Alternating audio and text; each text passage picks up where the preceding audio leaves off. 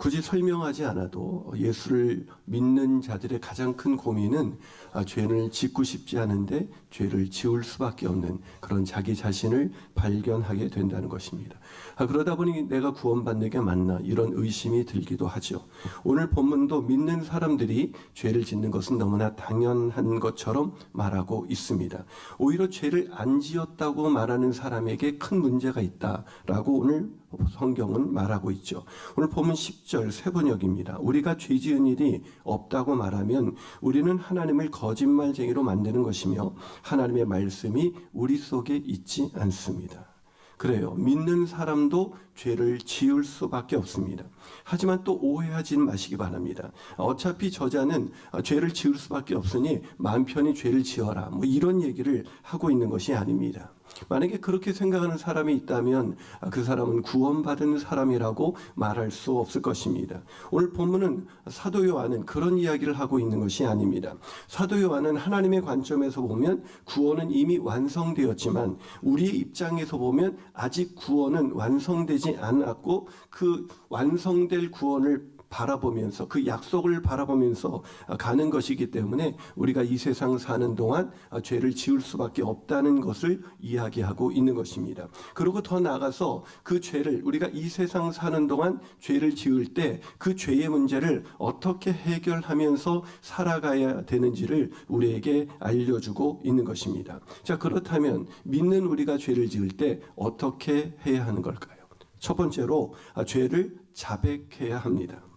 오늘 본문 9절입니다. 만일 우리가 우리 죄를 자백하면 그는 미쁘시고 의로우사 우리 죄를 사하시며 우리를 모든 불의에서 깨끗하게 하신다라고 말하고 있습니다. 자, 죄를 지을 때, 자, 믿는 사람도 죄를 지을 때 어떻게 하라고요? 죄를 자백하라. 늘 듣던 얘기죠. 죄를 자백하라. 그래, 죄를 그런데도 우리가 자꾸 죄를 자백하면 되는데 우리가 죄를 지을 때마다 죄를 자백해야 되겠다 이렇게 생각하기보다는 나는 죄를 안 져야 되는데 왜 또 졌지? 여기에 매몰돼요. 여러분, 우리가 죄의 문제를 해결하는 길은 죄를 안 짓는 것이 아니라 죄를 자백하는 것입니다. 그러니까 마음 편히 죄를 짓는 것 아니라고 말씀드렸어요. 죄를 짓고 싶지 않은데 죄를 짓게 되는 우리는 죄를 안 짓는 것으로 죄의 문제를 해결할 수 있는 것이 아니라 죄를 자백함으로 죄의 문제를 해결할 수 있다라고 오늘 사도 요한은 우리에게 말하고 있는 것입니다. 다시 말하지만 죄를 편하게 지으면서 자백만 해라 이런 뜻이 아닙니다. 죄를 짓지 않고자 하나 죄를 지을 수밖에 없는 우리가 이 땅에서 죄의 문제를 해결하는 길은 죄를 자백하는 것 말고는 없다는 얘기죠. 물론 알고 있는 내용입니다. 그런데 문제는 죄를 자백하고 우리는 했는데 또다시 죄를 짓는 우리 자신을 보게 되는 것이죠. 그러면서 분명히 죄를 자백했으면 좀 당분간은 한 일주일이라도 좀 죄를 안 지면 좋겠는데 은혜 받고 돌아가서 오늘 저녁에도 죄를 짓는 저와 여러분 자신을 보게 되는 거죠.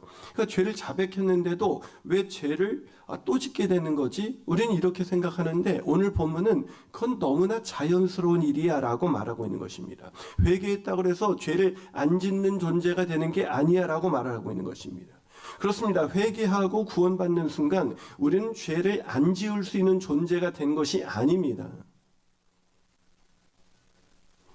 다시 말씀드립니다. 우리가 회개하고 구원받았다고 해서 죄를 안 지을 수 있는 존재가 된 것이 아닙니다.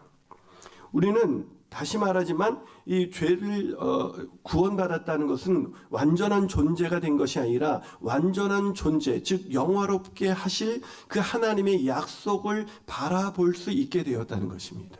아멘이십니까?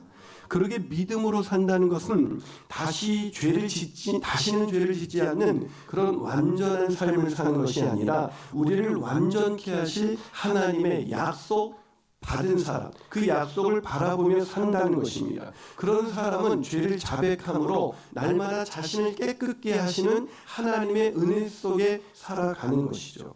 대표적인 사람이 바로 다윗입니다. 그는 하나님의 마음에 합한 사람이었지만 하나님의 마음에 합한 자라는 칭호를 들었으니 얼마나 대단한 사람이겠습니까? 근데 그도 우리가 잘 아는 것처럼 치명적인 죄, 가벼운 죄가 아니었습니다. 자신의 사랑하는 부하를 죽이면서까지 그런 간음을 행했던 사람. 여러분, 그 사람이 깨끗한 사람입니까? 그 사람이 하나님의 마음에 합한 사람입니까? 여러분, 그가 어떻게 하나님의 마음에 합한 자로 살아갈 수 있었을까요? 죄를 안 지은 것이 아니라 죄를 지을 때 통회하며 자백함으로 주님께 나아가 깨끗함을 입었기 때문인 것입니다. 즉 죄를 안 지어서 승리한 것이 아니라 죄를 자백함으로 죄에서 승리할 수 있는 그 은혜를 힘입어 깨끗하게 된 것입니다. 그렇습니다. 죄를 자백할 때마다 깨끗하게 하신다는 것은 우리가 죄를 지어도 된다는 당위성을 주는 것이 아니라 매일 죄를 안 지으려고 해도 죄를 지을 수밖에 없는 우리의 넘어짐을 다시 일으켜 세우시는, 그래서 다시 깨끗함을 향해 나아갈 수 있는 존재로 날마다 주님께서 우리에게 은혜를 베푸신다는 뜻입니다. 아멘이십니까? 그런데 문제가 심각한 사람이 있습니다. 바로 자신은 매일 죄를 지으면서도 자기에게 특별한 죄가 없다고 생각하는 사람입니다. 회개합시다라고 기도하는데 회개할 내용이 별로 생각나지 않는 사람인 것입니다. 여러분, 주님 다시 오셔서 우리를 완전케 하시기 전까지 그런 사람은 존재할 수가 없습니다. 아무리 신앙의 위인이라 할지라도 그런 사람은 이 땅에서 존재할 수가 없습니다. 그런 사람은 자기가 죄가 없다고 하니 가장 더러운 사람이 됩니다. 왜요? 하나님이 깨끗게 하실 수가 없습니다. 그래서 하나님이 깨끗게 하실 수 없는 사람은 죄를 지은 사람이 아니라 죄를 지은 적이 없다고 말하는 사람입니다. 여러분, 누가복음 18장에 가보시면 자신의 죄를 통회하면서 기도했던 그 죄인과 자신의 죄를 자백하는 죄인과 자신은 아무런 죄가 없다고 기도하는 바리새인의 기도가 나옵니다. 그런데 바리새인은 그렇게 기도하면서 나는 다른 사람과 달리 토색하거나 불의하거나 간음을 한 적이 없고 세리와도 같지 아니하고 같지 않는 그런 자신은 깨끗한 사람입니다라고 기도했습니다. 그런데 세리는 자신의 가슴을 치면서 자기가 죄인입니다. 이 죄인을 불쌍히 여겨주소서라고 기도했습니다. 그런데 이 두 사람의 기도를 듣고 누가복음 18장 14절에서 하나님은 이렇게 평가합니다. 내가 너희에게 이르노니 이에 저 바리새인이 아니고 이 사람, 즉 자신이 죄를 토설한 이 사람이 의롭다 하심을 받고 그의 집으로 내려갔느니라. 무릇 자기를 높이는 자는 낮아지고 자기를 낮추는 자는 높아지리라. 사랑하는 여러분, 죄에서 깨끗한 삶 살기를 원하십니까? 죄를 안 짓고 싶은데 죄를 지으면서 살고 계십니까? 그렇다면 날마다 죄를 자백하는 것 외에는 우리가 깨끗하게 살아갈 길이 없습니다. 우리가 하나님 앞에 정결하게 살아갈 수 있는 유일한 방법은 날마다 내 죄가 얼마나 심각한지 깨닫고 그 죄를 자백하는 사람만이 깨끗한 삶, 날마다 정결한 삶 살아갈 수 있는 것입니다. 그런 삶 살아가시기를 주님의 이름으로 축복합니다. 두 번째로 믿는 우리가 죄를 지을 때 어떻게 해야 되는 걸까요? 죄에서 벗어나 빛 가운데 살아가야 합니다. 아니, 저는 앞서 죄를 믿는 자도 죄를 지을 수밖에 없다고 말씀드렸습니다. 그런데 사도 바울은 또 엉뚱한 얘기를 하듯이 전혀 다른 이야기를 하는 것처럼 말합니다. 뭐라고요? 오늘 본문 5절과 6절입니다.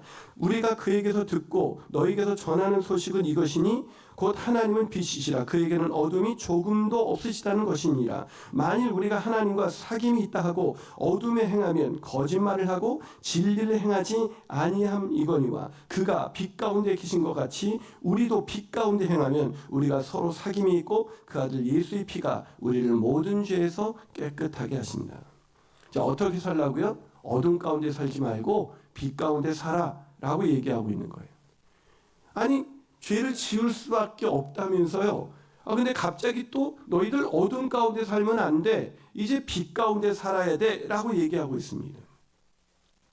우리는 이 빛 가운데 사는 걸 또 오해합니다. 죄 안 짓고 사는 거를, 죄를 한 번도 안 짓고 완전하게 사는 것이라고 생각합니다. 아니요. 그런 뜻이 아닙니다. 여기서 빛 가운데 살라는 뜻은 무슨 뜻일까요? 마틴 로이드 존스는 요한일서 강의 첫 번째 책에서 이렇게 말합니다. 본질적으로 여기서 말하는 빛이라는 것은 하나님의 속성을 뜻하는 것이며 하나님의 속성이란 거룩하심을 의미한다. 빛은 거룩입니다. 하나님의 거룩입니다. 즉 그렇게 빛 가운데 행하라는 것은 거룩하신 하나님과 동행하라는 뜻입니다. 요즘 우리가 금요일날 레위기에서 잘 배우고 있죠. 우리가 거룩한다는 것은 내가 죄를 안 짓는 존재가 된다는 것이 아니라 하나님과 동행하는 것입니다. 우리가 하나님과 어떻게 동행할 수 있습니까? 죄를 안 지을 수, 거룩하신 하나님과 죄인 중에 죄인인 우리가 어떻게 하나님과 동행할 수 있습니까? 이 죄의 문제를 내 행위로는 의롭게 될 수 없는데 희생제물, 즉 속죄제와 번제제, 그 제사를 통해서 우리의 죄를 대신 뒤집어 쓴 그 동물에게 죄를 전가시킴으로 우리 그 구약의 사람들은 하나님께 나아갈 수가 있었습니다. 그러나 이제 영원한 그 희생제물이 영단번의 제사를 드리신 예수 그리스도로 인해서 우리의 죄값이 다 치러졌기 때문에 우리는 예수 그리스도를 힘입어 언제든지 주님 앞에 나아갈 수 있게 됐습니다. 하나님 앞에 나아갈 수 있게 됐습니다. 아멘이십니까? 그래서 우리는 내가 의로워서 거룩해진 것이 아니라 예수 그리스도로 인해서 거룩함을 힘입어 하나님과 동행하게 된 것입니다. 그래서 에베소서 5장 8절은 이렇게 말합니다. 너희가 전에는 어둠이더니 이제는 주 안에서 뭐라고요? 빛이라는 것입니다. 어디서요? 주 안입니다. 내 안, 내 행위 안에서 빛이 된 게 아니라 주님 안에서 우리는 빛이 된 것입니다. 주님 때문에 빛이 된 것입니다. 주님으로 인하여 빛이 된 것입니다. 아멘이십니까? 그렇기 때문에 이제 우리는 주님의 은혜, 나 같은 죄인의 죄값을 다 치르신 그 주님의 은혜로 인해서 빛이 되었습니다. 그래서 우리가 빛 가운데 살 수 있게 된 것입니다. 하나님과 동행하면서 살 수 있게 됐다는 것입니다. 제가 레위기에서 하나님과 동행하는지 그런 거룩한 사람인지 아닌지 어떻게 알 수 있다고 그랬죠? 이웃을 사랑하는 것을 보면 알 수 있다고 그랬습니다. 즉 우리가 종교적인 열심이나 뭔가 그런 것을 통해서 우리의 거룩을 드러낼 수 없습니다. 그건 얼마든지 꾸밀 수 있습니다. 그러나 하나님과 동행하는 사람, 거룩한 사람인지 아닌지를 분명히 알 수 있는 시금석이 있는데 그것은 형제자매를 사랑하고 이해하고 용납하는가 아닌가를 보면 알 수가 있다는 것입니다. 그래서 오늘 본문도 똑같은 얘기를 합니다. 오늘 본문 6절, 만일 우리가 하나님과 사귐이 있다 하고, 즉 하나님과 동행하는 그런 사람이라고 말하면서 어둠에 행하면 거짓말을 하고 진리를 행하지 아니함과 같다. 자, 빛 가운데 사는 우리는 하나님과 사귀게 됩니다. 거룩하신 하나님과 동행하게 됩니다. 그럼 우리가 어떻게 된다고요? 어둠에 행하지 않게 된다는 것입니다. 자, 그럼 어둠 가운데 행하지 않는다는 건 뭘까요? 그 다음, 그가 빛 가운데 계신 것 같이 우리도 빛 가운데 행하면 우리가 어떻게 된다고요? 서로 뭐요? 빛 가운데 살면 어떻게 된다고요?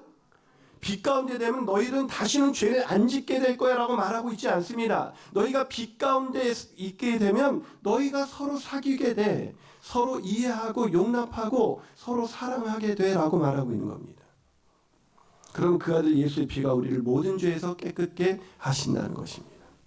사는 여러분, 주기도문에서도 우리가 우리의 죄를 용서한 같이 우리의 죄를 사하여 주옵시고, 우리가 서로 용서할 때 마치 주님의 용서는 우리가 서로 죄 용서하는 것 같이 우리가 서로 용서할 때, 우리가 서로 이해할 때, 서로 용납할 때 그 죄 예수의 그 피가 우리를 깨끗게 하신 하나의 증거가 된다는 겁니다. 빛 가운데 산다는 것은 하나님과 사귄다는 것이고, 하나님과 사귄다는 것은 형제와 사귄다는 것입니다. 서로 사귐이 있다는 것입니다.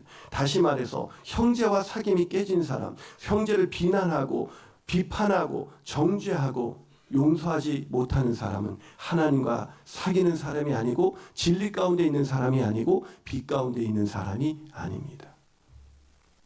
그러기에 빛 가운데 산다는 것은 서로 사랑하며 사는 것입니다. 내가 도저히 받아낼 수 없는 사람을 사랑하는 것입니다. 여러분의 가정 가운데 빛 가운데 살고 계십니까? 그렇다면 부부관계가 좋을 것입니다. 여러분이 빛 가운데서 목장에서 살고 있습니까? 그럼 여러분의 목장에서 기쁨이 넘칠 것입니다. 여러분이 어둠 가운데 있으면 여러분의 가정은 어두울 것입니다. 여러분의 어둠 가운데 있으면 여러분의 목장은 어두울 것입니다. 여러분이 지금 어둠 가운데 있다면 지금 예배드리는 이 순간도 여러분의 마음은 어둠입니다. 오늘 이 중에 누군가가 내가 용납할 수 없는 사람이 단 한 사람이라도 있다면 그 사람은 어둠입니다. 사랑하는 여러분, 빛 가운데 사는 것, 우리가 주 안에서 빛이 되었습니다. 주님의 은혜로 빛이 되었습니다. 도저히 용납할 수 없는 나를 용납하신 주님의 십자가의 보혈로 우리가 빛이 되었습니다. 주 안에서 빛이 되었습니다. 그러게 그 은혜로 용서함을 얻은 우리는, 하나님과 사귐을 갖게 된 우리는 형제와 사귐을 가질 수밖에 없다는 것입니다. 이게 빛 가운데 사는 것이지 남들보다 수준 높은 어떤 도덕적인 인간이 되라는 그런 뜻이 아닙니다. 도덕을 추구하지 말라는 뜻이 아니에요.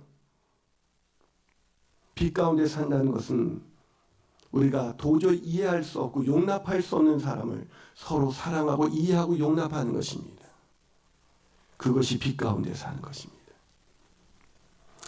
마지막으로 우리가 죄를 지을 때 어떻게 해야 될까요? 죄를 깨끗게 하시는 하나님과 교제해야 합니다.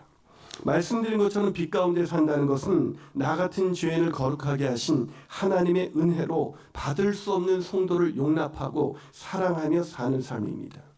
교회를 다녀도 어두운 사람이 있죠. 그 사람 인간관계에 다 깨져 있을 겁니다. 누군가가 미워하는 사람, 누군가가 상처를 주는 그 상처 때문에 그걸 끌어안고 사는 사람들입니다. 어둡습니다. 그 안에 하나님의 용서가 경험되지 않은 것입니다. 사랑하는 여러분, 우리는 여전히 왜 빛 가운데 살지 못하고 어둠 가운데 사는 것일까요? 그것은 하나님과 깊은 교제 가운데 들어가지 않기 때문입니다.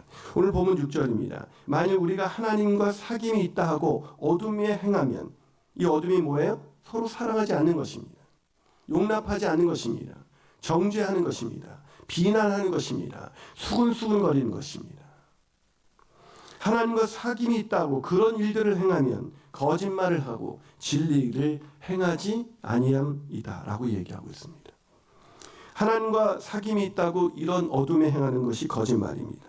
어둠에 행하고 있는 것은 하나님과 나는 사귐이 없어요. 인간관계가 깨진 것은, 미워하는 사람이 있다는 것은, 정죄하는 사람이 있다는 것은, 비난하는 사람이 있다는 것은 저는 하나님과의 관계가 지금 깨진 상태입니다 라는 것을 드러내는 것입니다. 왜 사람들은 하나님과 사귐이 없는 상태가 되는 걸까요? 하나님과의 사귐은 있는 모습 그대로 나가면 사귈 수가 없기 때문입니다. 우리가 착각하는 것이 있습니다. 있는 모습 그대로 하나님께 나가도 된다. 아닙니다. 있는 모습 그대로 나가면 죽습니다. 우리가 죄 있는 상태로 그대로 나가면 죽습니다. 거룩하신 하나님 앞에 우리가 죄를 깨끗게 하지 않은 상태에서 그대로 나가면 죽습니다. 오해하지 마세요. 예배드리러 나올 때 죄의 문제를 해결하지 않고 나오면 죽습니다. 요번에 금요일 날 나답과 아비후 제사장이 죽습니다. 하나님의 방법대로 나아가지 않았기 때문입니다. 여러분, 우리는 착각합니다. 있는 모습 하나님을 마음씨 좋은 할아버지처럼, 그래서 언제든 그냥 그대로 나가면 된다라고 생각합니다. 아닙니다. 오늘 본문 8절과 10절이 그걸 얘기하고 있습니다. 만일 우리가 죄 없다고 말하면 스스로 속이고 또 진리가 우리 속에 있지 아니할 것이요, 만일 우리가 죄를 자백하면 그는 미쁘시고 의로우사 우리 죄를 사하시며 우리를 모든 불의에서 깨끗게 하실 것이요, 만일 우리가 범죄하지 아니하였다 하면 하나님을 거짓말하는 이로 만드는 것이니 또한 그의 말씀이 우리 속에 있지 아니하니라. 어떤 사람에게 진리, 하나님이 없다고요? 죄가 없다고 말하는 사람입니다. 자신의 죄를 깨닫지 못한 채 하나님께 나가는 사람입니다. 그 사람은 하나님과 사귐을 가질 수 없는 것입니다. 그래서 앞서 소개한 책에서 마틴 로이드 존슨은 말합니다. 이미 보았듯이 우리는 생긴 모습 그대로 하나님과 사귐을 갖는다고 천진난만하게 생각하는 경향이 있습니다. 하지만 우리가 죄를 지음으로 정죄받을 때 그런 생각으로부터 떨어져 나오게 됩니다. 그리고 그 다음 단계는 낭망하기 시작합니다. 사랑하는 여러분, 거룩하신 하나님과의 사귐은 반드시 우리의 어두움을 들춰내게 되어 있습니다. 하나님이 임재가 느껴지면 느껴질수록 빛 가운데, 우리가 어둠 가운데 있으면 내가 얼마나 더러운지 알 수가 없습니다. 그러나 빛이 켜지는 순간 내 모든 더러운 모습이 드러나는 것처럼 거룩하신 하나님 앞에 내가 가까이 그 말씀 앞에 비춰주는 순간 우리는 우리의 더러움이 그냥 백일하에 드러날 수밖에 없습니다. 그렇게 드러난 그 모습 그대로 하나님께 나아갈 수 없기 때문에 우리는 그 자리에서 우리의 죄를 자백해야 합니다. 형제를 용서하지 못하고 사랑하지 못한 채 비난하고 정죄하고 판단한 우리의 죄를 우리가 자백해야 합니다. 그 죄를 자백하지 않은 채 우리가 하나님께 나가면 우리는 죽습니다. 그래서 죽어있는 사람에게 얼굴에는 생기가 없습니다. 교회를 다니는데도, 하나님을 아는 사람인데도 생기가 없습니다. 하나님을 안다고 하는데도 그 마음속에 기쁨이 없습니다. 평강이 없습니다. 왜일까요? 죄의 문제를 해결하지 않고 나가기 때문입니다. 그러기에 매일 아침 큐티라는 게 얼마나 중요할까요? 매일 아침 큐티를 통해서, 말씀을 통해서 자신을 조명하고 그 자신의 죄를 드러내지 않은 채 살아가는 사람은 매일매일이 어둠인 것입니다. 가정에 가도 어둠이고, 직장에 가도 어둠이고, 사람을 만나도 어두운 일만 행합니다. 늘 사람을 정죄하고 비난하는 일에서 자유하지 않습니다. 늘 자기를 왜 비난하고 정죄할까요? 자기가 깨끗하다고 생각하기 때문입니다. 자기가 죄 없다고 생각하기 때문입니다. 그래서 판단하는 것입니다. 그래서 정죄하는 것입니다. 그래서 용납할 수 없는 것입니다. 그래서 형제를 받아낼 수가 없는 것입니다. 내가 옳다고 생각하는 순간 절대로 누군가를 받아낼 수가 없습니다. 내가 저 사람보다 못한 죄인 중에 죄인이라는 이 사실을 깨달은 자만이, 하나님의 은혜가 아니면 내가 깨끗하게 될 수 없는 사람이라는 걸 처절하게 아는 사람만이 다른 형제를 이해하고 용납하고 사랑할 수 있습니다. 유기성 목사님은 우리 서로 사랑하자라는 책에서 이렇게 말합니다. 빛 가운데 산다는 것은 내가 가지고 있는 허물과 죄악을 드러내는 것입니다. 빛 가운데 나아간다고 그 문제나 죄가 사라지는 것이 아닙니다. 문제가 있는 대로, 잘못이 있는 대로 다 드러나게 될 뿐입니다. 그것이 싫은 사람은 어둠 속에 숨게 되는 것입니다.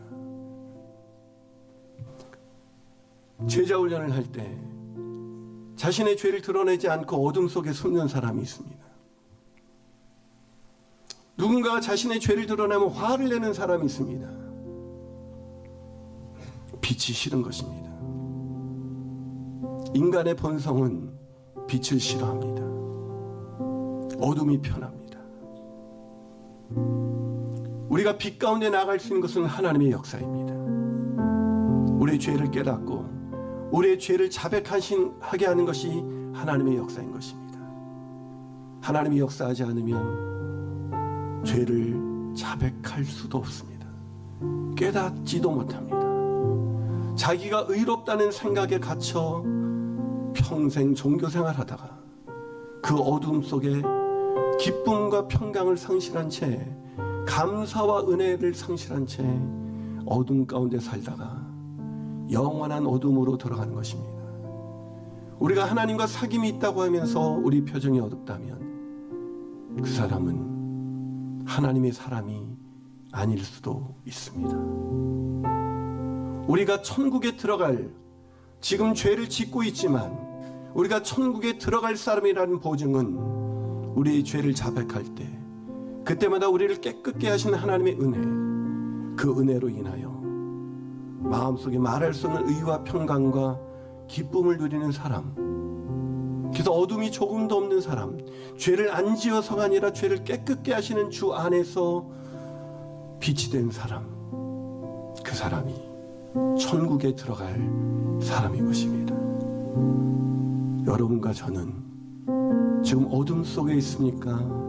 빛 가운데 있습니까?